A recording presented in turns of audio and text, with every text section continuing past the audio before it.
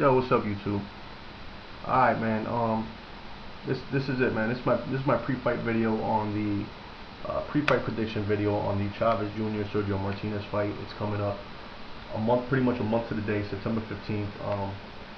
We're gonna get a bunch of fights this September. It's gonna be a good month to be a boxing fan. But this is the fight for me. This is the fight that I'm the most excited in watching.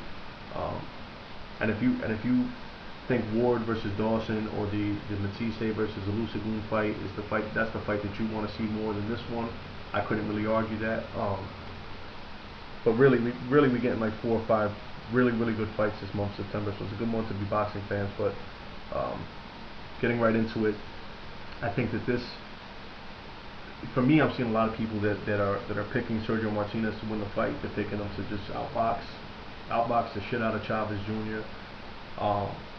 And that's pretty much what they see, and I can't really fault them for seeing that, you know what I'm saying? Because a guy like Chavez Jr. is not supposed to beat a guy like Sergio Martinez. A guy like Chavez Jr. that just comes forward, you know, pretty much with his head down. I mean, he got some skills, you know what I'm saying? Because even some of the more, I guess some of the more slick and elusive guys, he's still able to pin him up against the ropes or get him to the corner. So he's got some skills in cutting off the rings and shit like that, cutting off the ring and shit like that. But you know, just on when you watch footage of them, when you watch their past fights, you would think that a guy like Sergio Martinez should beat a guy like Chavez Jr. When I sit back and I think of the fight, and the more I think about it, the more I really don't see that happening. And my analysis of it is pretty much simple, man. I don't think that Sergio Martinez, at his age, I don't think that he's going to be able to keep up the level of activity, the pace that he's going to need to keep up over the course of 12 rounds to keep Chavez Jr. off of him. You know, sometimes in boxing, you think of it, you overanalyze the shit, you know, and you start saying, well, who's got a better jab, whose defense is better, who does this better, and so on and so forth. When in reality, sometimes it's just fighting.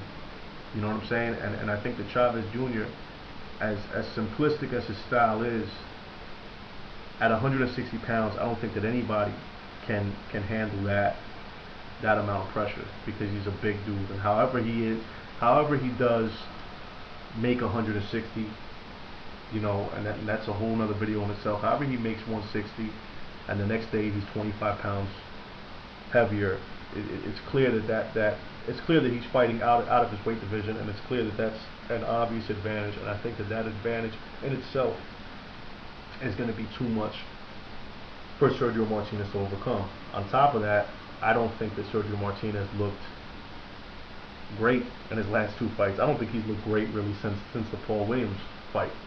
The fight he had with the dude Zinzundrik, or whatever his name was, he looked pretty good there.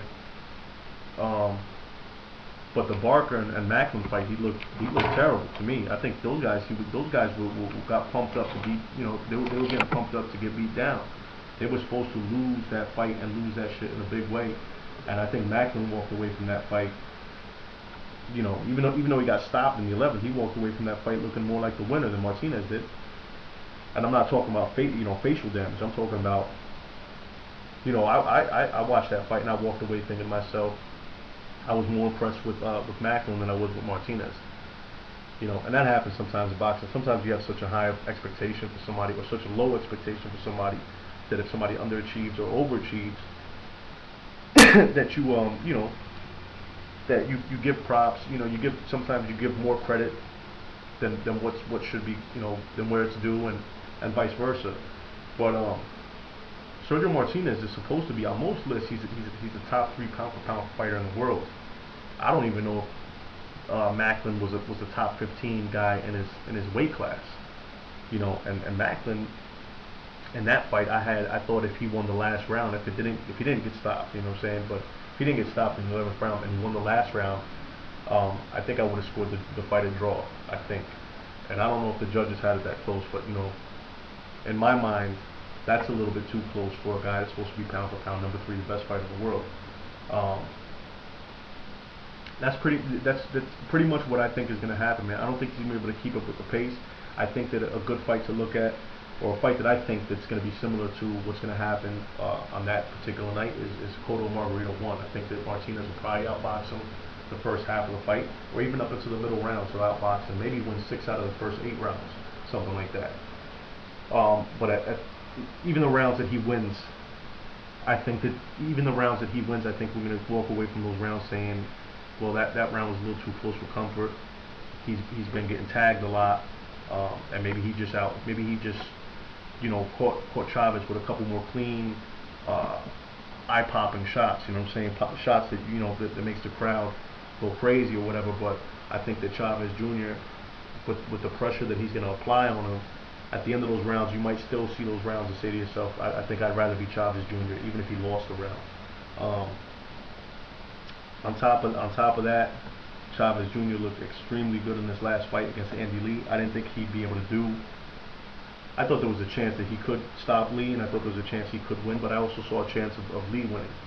And again, in that fight, even the rounds that Lee won, and the rounds that he caught Chavez Jr. with some big shots, Chavez Jr. ate them shots like they were nothing, no problem. Andy Lee's a pretty big puncher. I don't think that Sergio Martinez would have to be that much more of a big puncher than Andy Lee to face Chavez Jr. And I don't know that he is.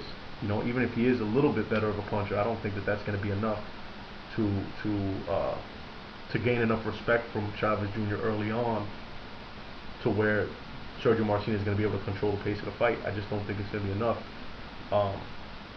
And another thing is his age. I think Sergio Martinez is going to walk away from this fight looking like he aged overnight. You know, he's going to look like a 38-year-old guy fighting a 20-something-year-old guy who's got 15 fucking pounds on him in weight and 2 inches on him in height. I think the sports books got it wrong. I think at this point Sergio Martinez is like a 2-to-1 favorite, or maybe a 2.5-to-1 favorite. I think that maybe they're paying a little too much attention to his pound-for-pound status and the fact that he is the slicker and more Roy Jones type fighter, or whatever it is you want to call it. You know, his style appears to be like, it appears like he should be able to beat a guy like Chavez Jr. But I don't think any of that shit's gonna matter in this fight. You know, once we get into the 7th, 8th, 9th, and 10th round, I don't think any of that shit's gonna matter. I think all that goes out the window. I think Chavez Jr. is just gonna keep on coming forward, applying the pressure, hitting him to the body, and then once he starts going up top and he starts headhunting, I think he's gonna get the stoppage. You know, I've been wrong before in other predictions. If I'm wrong on this one, then, you know, fuck it, so be it. You know, but I don't see any other way. In every fight, there's always a chance that, you know, the dude lands a big shot and knocks. You know, Martinez could land a big shot and maybe knock Chavez Jr. out, but you know, and if that happened, then fuck it. You know, I'd be wrong, but I don't see that happening, man. I see Chavez Jr.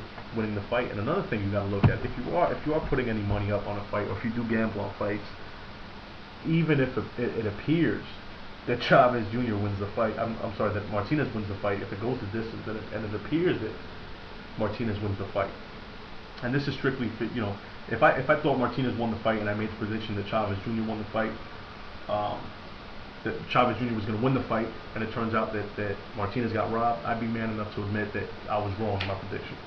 You know what I'm saying? But if you are betting, it doesn't matter. You're not gonna, you know, like I said before, you're not gonna give your money back to the dude you bet with. So even if it does go the distance and it appears that Martinez won the fight, he still might not get his hands raised, because if we know anything about the WBC and Jose Sulaiman and fucking Top Rank and Bob Arum, you know, the people that they're interested in seeing winning a fight are usually the people that win the fucking fight.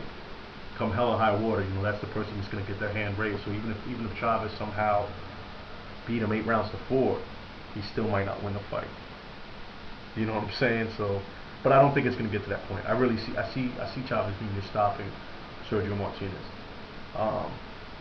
So that's pretty much it, man. You let me know. I'm not a big Chavez Jr. fan. I made a video saying shit or whatever, but you know, I don't let that shit I don't let that affect my when I pick who I think's gonna win the fight. You know, so I'm taking Chavez Jr. Late TKO. That's pretty much it, man. You let me know.